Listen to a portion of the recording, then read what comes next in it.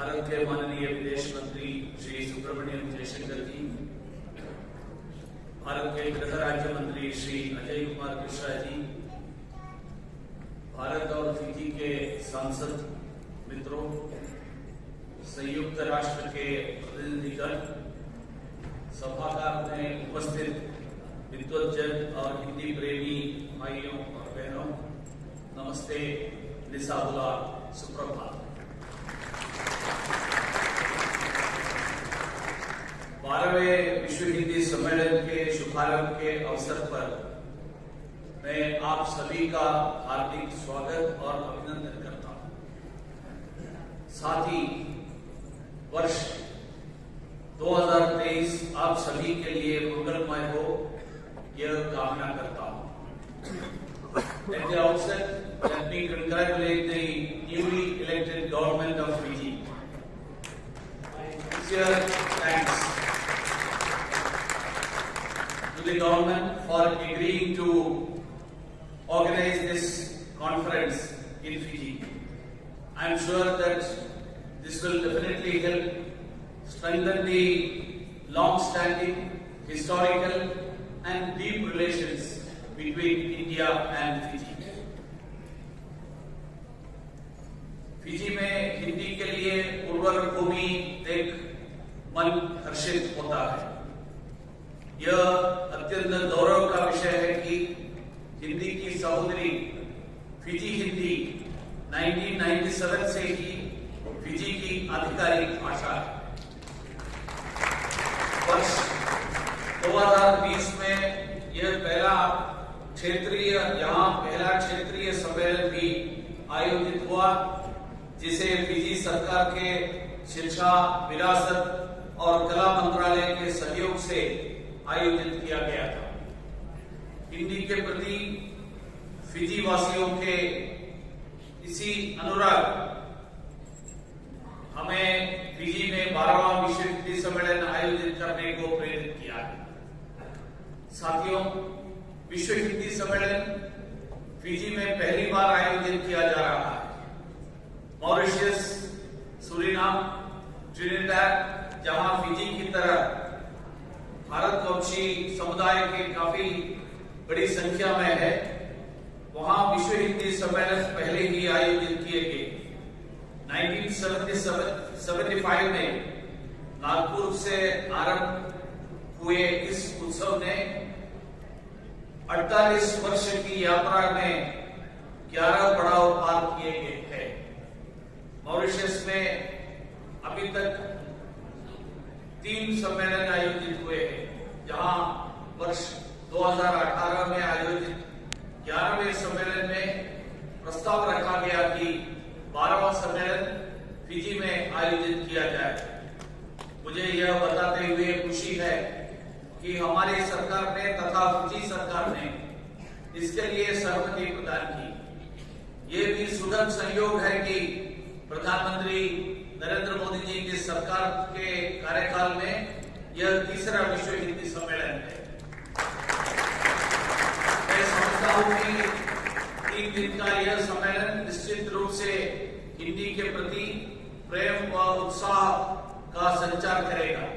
विश्व हिंदी सम्मेलनों की संकल्पना हिंदी को भावनात्मक धरातल से उठाकर व्यापक स्वरूप प्रदान करने के लिए की गई है। साथ ही यह भी बताना था कि हिंदी केवल साहित्य की भाषा नहीं, अपितु आधुनिक ज्ञान विज्ञान से को अंगीकार करके अग्रसर होने में सक्षम भाषा है। वर्तमान सम्मेलन का मुख्य विषय हिंदी पारंपरिक ज्ञान से कृत्रिम मेधा तक इसी संकल्पना को पुष्ट करता है। The theme of this 12th conference has been designated as Hindi traditional knowledge to artificial intelligence. Bharat विज्ञान और प्रौद्योगिकी में समृद्ध विरासत रखता है। एस्ट्रोनॉमी से इंजीनियरिंग, मेडिसिन से मैथमेटिक्स तक हमारे फोरफादर्स के योगदान को पूरी दुनिया बहुत सम्मान की दृष्टि से देखती है। आर्टिफिशियल इंटेलिजेंस ज्ञान की एक नया विधा है। और भारत इसमें भी बहुत तरक्की कर चुका है। भारत के टेक्नोक्रेट्स ने इस दिशा में अपनी कॉम्पिटेंस को साबित कर दिखाया है। यह विकास में हिंदी साथ चल रही है। इस सम्मेलन की थीम को इसी संदर्भ में देखा जाना चाहिए। आज यहाँ इस उद्घाटन सत्र में फिजी सरकार द्वारा इस सम्मेलन के स्मृति चिन्ह के रूप में एक डाक टिकट का लोकार्पण किया जाएगा।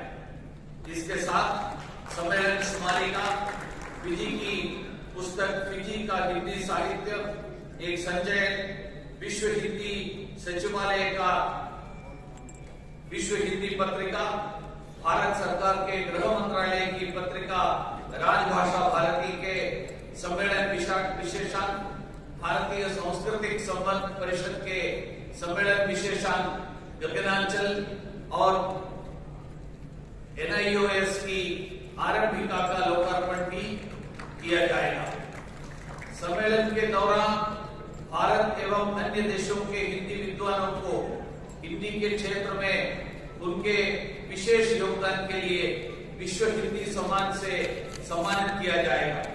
इस सम्मेलन का एक आयाम फिजी में एक भाषा प्रयोगशाला की स्थापना है।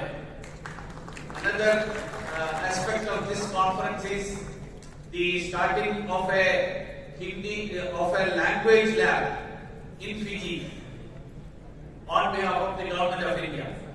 यह लैंग्वेज लैब भारत सरकार की ओर से फिजी के हिंदी प्रेमियों को एक उपहार है। इस प्रस्तावना में मैं आपको यह भी बताना चाहूंगा कि हमने इस सम्मेलन के विषय इस प्रकार चुने हैं कि हिंदी की पारंपरिक ज्ञान परंपरा से लेकर उसके वर्तमान स्वरूप तक के विभिन्न पहलुओं पर विस्तार से मनन व चिंतन हो सके, ताकि आने वाले समय की चुनौतियों का समाधान हम अभी ढूंढ सके।